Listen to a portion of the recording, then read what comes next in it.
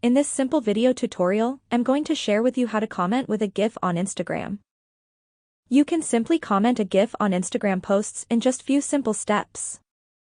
To do this, simply open up your Instagram. You can either comment with a GIF on both your posts and other people's photos or videos. Let's randomly choose any video on my profile page. Just head into the post comments section. On your right side of the keyboard, you will see this GIF icon right here. Tap onto it and you can share any GIF you would wish to. Instagram provides many GIF of different reactions.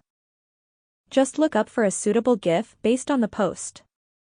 If you can't find the GIF icon on your Instagram keyboard, just make sure to update your Instagram app. That's how easy it is to add a GIF as a comment on Instagram posts. If you have any questions, just let me know in the comments section down below. Please don't forget to leave a like, share and subscribe for more video tutorials like this one.